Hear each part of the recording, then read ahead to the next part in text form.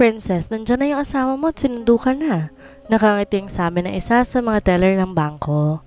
Napabuntong hininga na lang ang dalaga dahil mapilit talaga si Lucas at nais itong isama siya sa birthday celebration ng kaibigan nito. Sa isip niya, ganito pala talaga ang mga mayayaman. Halos araw-araw may dinadalohang party. Di pa naman siya sanay sa ganoon ngunit nandito na siya kaya kailangan na lang panindigan. Sa kabilang dako naman nakaramdam siya ng di may paliwanag na saya dahil sasama siya ng binata sa ganong mga sosyalan. You may go now, princess. Pagpapaalam ka sa akin ng asawa mo, wika ng kanilang manager. Mars, mauna na ako ha? Paalam niya kay Faye.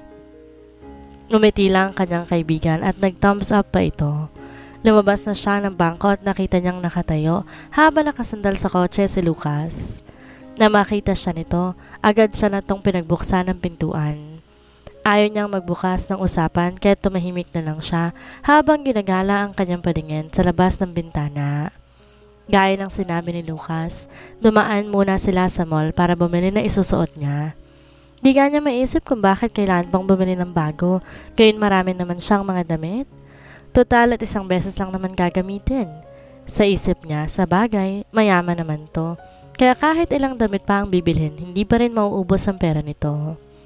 Tulad ng dati, ito pa rin ang namimili ng isusuot niya. Buti at ang napili nito ay gusto din niya kaya hindi na siya nakipagtalo pa. Isa itong fuchsia v-neck long gown na may beads and laces. Nang i-fit niya ito, sobra siyang nagagandahan dahil napakalambot ng tela at maganda ang tabas nito. Hapit na hapit sa kanyang katawan, kaya latang na latang ang kanyang kaputian at kaseksihan. Matapos silang makapamili sa women's section, agad na silang lumapit sa menswear. Tingnan mo nga, princess, kung bagay sa akin to. Wika ng lalaki habang hawak ang isang dark na long sleeve at black na trouser. Bigla siyang nagulat dahil hindi niya akalain na itatanong ito sa kanya ni Lucas yon. Ito naman na magsusuot kaya kahit ano, pwede nitong isuot basta komportable lamang siya. Isa pa, lahat naman ng klase ng damit ay nababagay dito. Princess? Ha? Oo, bagay yan sa'yo.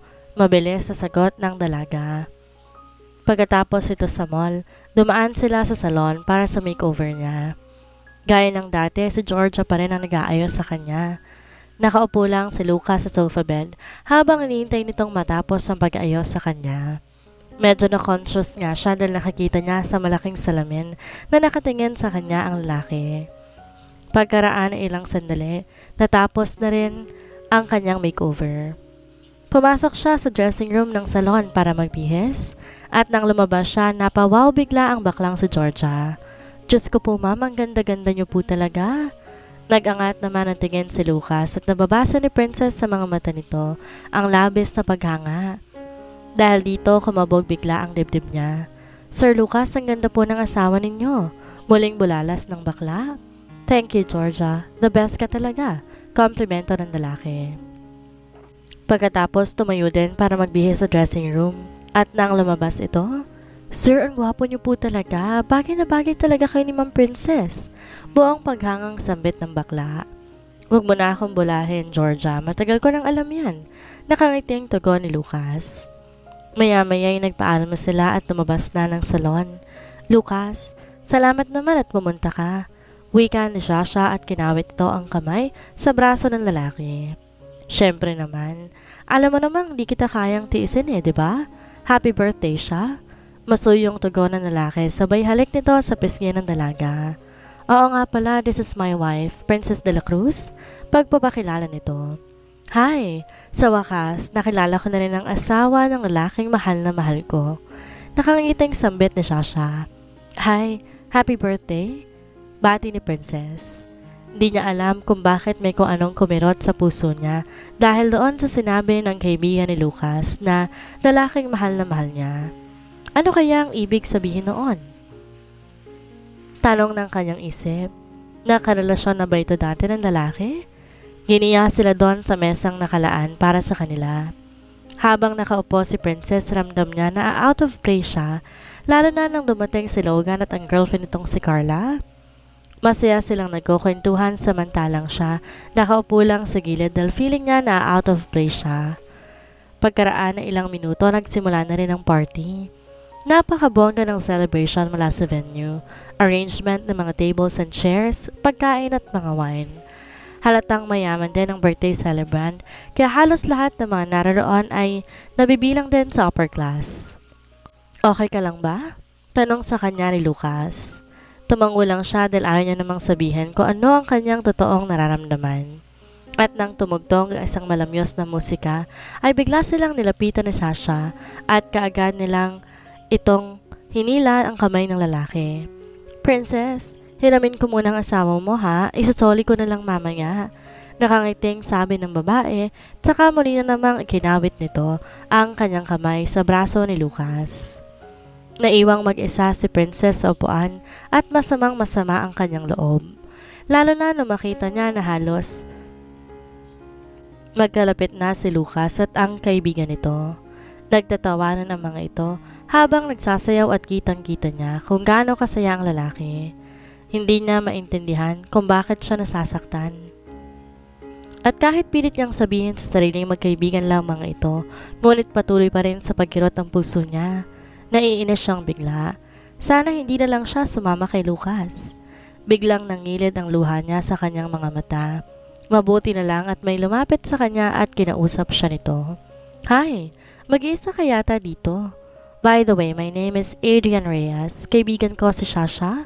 Pagpapakilala nito sa kanya. Matapos din magpakilala ni Princess, biglang nilahad ng lalaki ang kamay nito. Pwede bang maisayaw kita? Nilitian niya ang lalaki. Sabay silang pumunta sa dance floor. Palabiro ito kaya tawa lang ng tawa siya.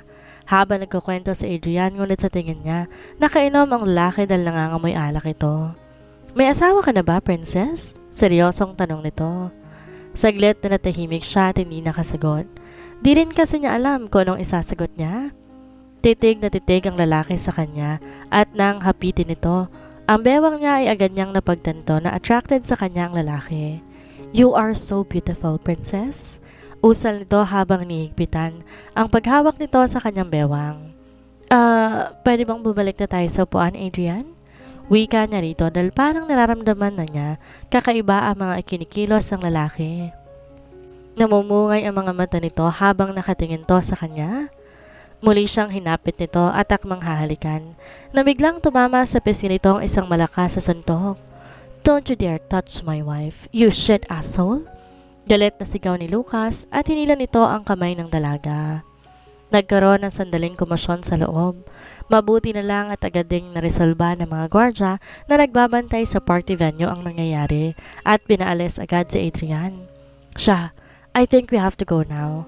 Sorry for what happened, sabi ni Lucas. It's okay, Lucas. Malapit na rin namang matapos. No worries, relax, okay? Tugon ni Sasha. Sa loob ng sasakyan. What the hell have you done? Nakikipaglandian ka kasi sa lalaking yon kaya ka chinachansingan. Galit na wika ni Lucas. Biglang umigting ang panga ni Princess dahil sa sinabi nitong nakikipaglandian siya. Excuse me, hindi ako nakikipaglandian dahil hindi ako malandi. Biglang inapakan ng lalaki ang brake ng kotse at galit na hinarap siya nito. Ganon ka na ba kadesperada kahit lalaking di mo kilala nakikipagsayaw ka? Bulyaw ng lalaki. At bakit ikaw? Hindi ka ba nakikipagsayaw kay Sasha? Galit ding sagot niya. Shit! Iba si Sasha. Huwag mo kong mamura-mura, Lucas Mondragon. Punong-puno na ako sa'yo. Sumama ako sa'yo sa party na yon, yun pala pinagmumukha mo lang akong tanga. Alam kong hindi ako kabilang sa alta sosyedad na kinabibilangan mo. Kaya nga ayokong sumama, diba? Pero mapilit ka dahil gusto ng kaibigan mong makilala ko. Para ano, ha? Para iwan mo ko sa isang tabi habang masaya ka nakikipagsayaw dun sa kaibigan mo?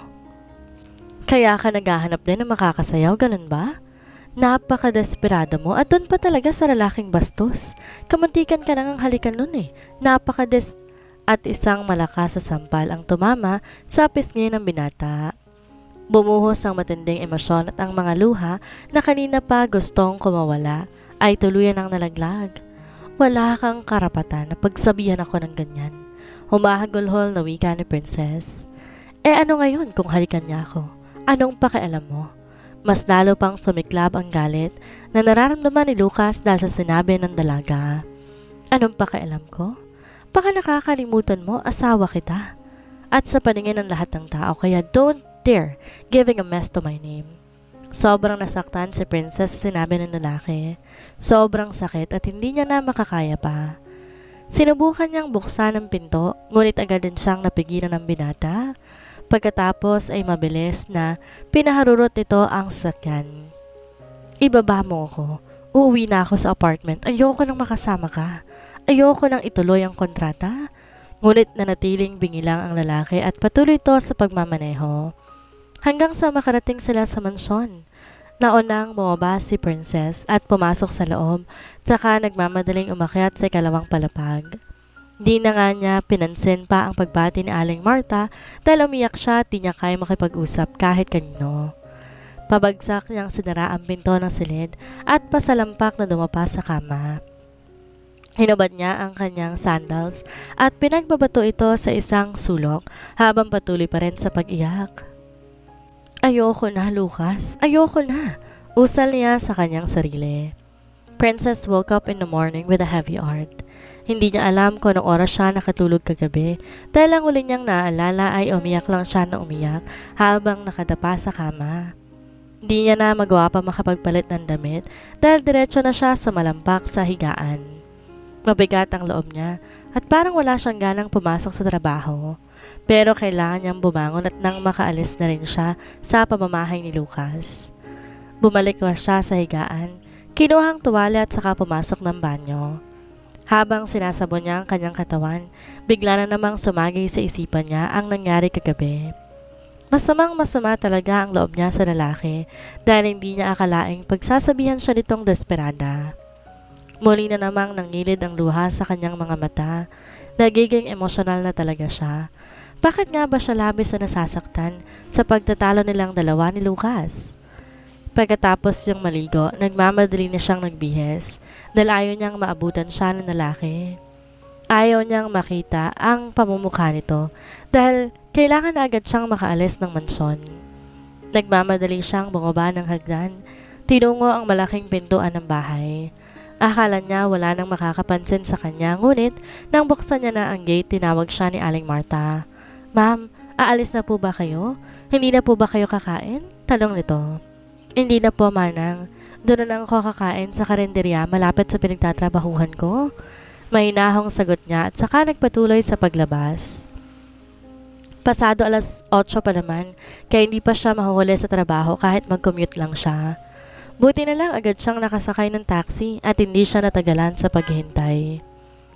Pagdating niya sa bangko, dumiretso siya sa kanyang teller desk. Wala pa si Fet ang mga kasamahan niyang teller, kaya kinuha muna niya ang kanyang cellphone at nag-login sa kanyang Facebook account. At nang may biglang nag-viral na post and she was tagged in it, mabilis niyang tinignan kung ano yon. Nandilat ang kanyang mga mata. Na makita niya ang video na nakipagsayaw siya kay Adrian. Hindi niya alam kung sinong kumuha noon at ang nag-post din hindi niya kilala. Doon siya mas lalong nabigla sa caption. Newlywed woman flirted with another guy on someone's birthday party. Nairita siya sa salitang flirting. Ang post na yon binabatikos at inuulan ng maraming negative comments. Bukod pa rito, marami nag-share ng post kaya nag-viral kaagad. Samot-saring emosyon ang nararamdaman ni Princess. Naroon ang galit, inis, lungkot at pagkadismaya dahil sa nag-viral na video. Ngayon niya mas lalong napatunayan kung gaano kagulo ang buhay ng mga mayayaman. Dati mapayapa ang kanyang buhay, ngunit simula nang tanggapin niya ang alok ni Lucas, nagbago ng lahat. Ayaw niya na ng ganitong sitwasyon. Ngunit anong magagawa niya gayong nakatali siya sa isang kasunduan? Kung bigla din naman siyang umurong, paano niya mababayaran ang perang nagamit na niya sa pagpapaopera ng kanyang ama? Lalo lang din siyang mahihirapan kung sakali at higit sa lahat mamamroblema dahil paano na lang ang maintenance na gamot ng kanyang ama. Dahil sa labis sa pag-iisip niya, hindi niya namalayan, dumating na pala si Faye at iba pang mga kasamahan niya na teller sa bangko. Mars, ano nangyari? Ang lalim yata ng iniisip mo? Tanong ng kanyang kaibigan. Tsaka bakit namumugto yung mga mata mo? Umiling lang si Princess. Ayaw niyang magkwento, baka ibigay na naman siya at malalaman para lahat ng totoo ang sitwasyon nila ang dalawa ni Lucas. Mamaya na tayo mag-usap, Mars. Okay lang ako. Mahina niyang tugon. Sa isip niya siguro, hindi pa nalalaman ng kanyang mga kasamahan maging ng mga kaibigan ang tungkol sa nag-viral na post. Kung maaari lang niya sanang burahin yon, pero kalat na yon sa social media. Dalangin na lamang sana, hindi ito umabot sa kaalaman ng kanyang mga kapatid sa probinsya at siguradong magtataka ang mga yon. At kapag nalaman ng kanyang mga magulang, tiyak niyang mag-aalala ang mga yon sa kanya. Lumipas sa mga oras, lunch break na nila, kaya mabilis niya nang niyaya si Faye na pumunta na ng karinderya upang kumain dahil sobrang nagugutom na siya, lalo na't hindi naman siya nag-agahan kanina. Nang makaupo na sila sa loob, ay muli siyang tinitigan ng kanyang kaibigan. Mars, anong problema? Umiiyak ka ba kagabi? Bakit naman? Ano nangyari sa birthday party na dinilohan ninyo ni Lucas? Sunod-sunod na tanong ni Faye sa kanya. Ganito naman talaga ito kung magtanong, parang investigador. Not in good terms kaming dalawa ni Lucas, Mars. Ayokong makita siya, ayoko makausap siya. Galit ako sa kanya. Nag-away na naman ba kayo, Mars? Akala ko ba maayos na kayo? Naguguluhang tanong ni Faye. Saglit lang, Mars ha, may papakita ako sa'yo. Wika ni Princess saka nito binuksan ang kanyang Facebook account at hinanap ang nag-viral na video. Ngunit hindi na nga niya makita pa iyon. At kahit yung anonymous na nag-post, hindi na rin niya ma-search. Ano ba kasing hinahanap mo dyan, Mars? Tanong ni Faye habang sumusubo to ng pagkain. Hindi mo ba nakita yung video na nag-viral sa Facebook, Mars? Tanong niya sa kanyang kaibigan. Hay nako, hindi. Alam mo naman, minsan lang ako nagfa-Facebook. Bakit? Ano ba yun? At ikinuwento nga ni Princess kay Faye na ang tungkol doon sa video at lahat na nangyari sa party kagabi. Hindi niya mapigilang maging emosyonal habang sinasalaysay niya kung paano siya pinagsabihang malandi ni Lucas. Mars, baka nagselos lang yung tao dahil nakikipagsayaw ka sa iba? Wika ni Faye. Nagselos? At bakit magsaselos siya? Ano namang pakialam niya? Siya pa ang galit, gayong siya naman yung masayang pagkasayaw doon sa kaibigan niya? Pagmamaktol na wika ng dalaga. Oy Mars, parang iba na yan ha. Sa tingin ko, pareho kayo nagsaselos ni Lucas. Aminin! Paranokso ni Faye at parang kinikilig pa ito. Shut up, Faye Landero. Hindi ko gusto ang lalaking iyon, okay? Naiinis ka ako dun eh, ayoko siyang makita. Kaya sa apartment muna ako uwi mamaya, aniya. Hay nako, bahala ka na nga Mars. Tara na't pabalik na tayo sa trabaho. Habang naglalakad silang dalawa ng kanyang kaibigan papasok ng bangko, biglang nagring ang cellphone ni Princess. Dagli naman niya tong kinuha sa bag at baka ang nanay niya ang tumatawag. Ngunit nang mabasa niya ang pangalan ni Lucas, agad niyang nireject ang tawag nito. Nagring ulit ang cellphone niya ngunit hindi niya na to pinansin pa. At dahil panay pa rin ang tawag ng lalaki, ay pinatay niya ang kanyang cellphone at binalik sa kanyang bag. Bakit ayaw mong sagutin? Tanong ni Faye. Ayoko, naiinis ako sa kanya. Ayoko siyang kausapin. Umiling-iling na lamang si Faye dahil kahit na siya naguguluhan na rin sa sitwasyon. Ngayon lang yung nakitang nagkakagantong kaibigan niya. Oras na ng uwian at sigurado na si Princess na doon matutulog sa apartment. Sigurado ka ba talaga, Mars? Hindi mo ba mamimiss ang asawa mo? Nakangiting wika ni Faye. Alam niya tinutokso na naman siya ng kanyang kaibigan, ngunit buo na talaga ang desisyon niya na hindi muna umuwi sa mansyon. Habang naghihintay sila ng kanyang kaibigan sa sakay ng LRT, ay bigla niyang naalala ang kanyang cellphone. Pinatay niya nga pala to kanina dahil ayaw niyang makatanggap ng tawag mula kay Lucas. Kinuha niya to sa bag niya at binuksan. Wala namang text message mula sa binata. Sa isip niya baka nagsawa na rin yon kakatawag sa kanya kanina. Ngunit pagkaraan ng ilang minuto, biglang nagring na naman ang cellphone niya. Agad niya tong tiningnan sa pag-aakalang si Lucas ang tumawag ngunit hindi niya kilala ang numerong nakatatak sa screen. Pinindot niya ang accept button dahil nagtataka rin siya sinong tumatawag sa kanya. Hello, Ma'am Princess. Si Manang Martha po ito. Ma'am, uwi na po kayo kasi nag-aalala na po kami kay Sir Lucas. Di kasi lumalabas ng kwarto simula kaninang umaga. Di rin siya kumain, ma'am.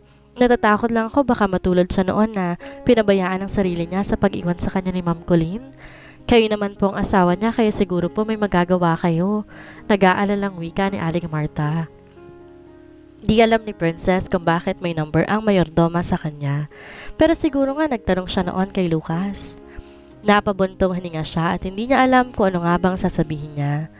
Gulong-gulo ang kanyang isip at hanggang ngayon, masama pa rin ang loob niya sa lalaki. Ngunit hindi rin niya maiwasan na mag-alala dito dahil sa sinabi ni Aling Marta na hindi pa to kumakain simula kaninang umaga. Kasi po manang, kalalabas ko lang po sa trabaho. Kasama ko ngayon ang kaibigan kong si Faye dahil sa apartment lang muna ako matutulog, tugon niya. Ma'am, umuwi lang naman po muna kayo. Alam ko po nag-away kayo, ma'am. Pag-usapan niyo na lang po yan ni Lucas na maayos. Sorry po kung nangihimasok po ako ha, sa inyong mag-asawa, ma'am. Nag-aalala lang po kasi kami dito kay Sir eh. Mahinang wika ni Aling Marta. Naputol ang kanilang pag-uusap ng katulong dahil hinila na siya ni Faye para sumakay sa LRT. Habang nasa loob siya ng malalim niyang pag-iisip, nalilito siya kung ano talaga ang kanyang gagawin. Mars, sino pala yung tumawag sa'yo kanina? Tanong ni Faye. Si Manang Marta. Sinabing hindi pa raw lumalabas ng kwartong amo niya at hindi raw kumakain since kaninang umaga. Hala, ganun ba Mars? Puntahan mo na lang kasi. Umuwi ka na lang sa mansyon, baka mapano pa yun. Di ka ba nakokonsensya? Hindi siya umimik. Nanalo ang kanyang isip at puso kasi nag-aalala siya sa binata. Ngunit ayaw niya muna tong kausapin dahil masama pa rin ang loob niya rito. Nang huminto ng LRT, agad na silang bumaba. Ngunit bigla niyang naisip, Mars, kailangan ko munang puntahan si Lucas. Okay Mars, go ahead. At sana this time magkasundo na kayo. Nakangiting tugon ni Faye.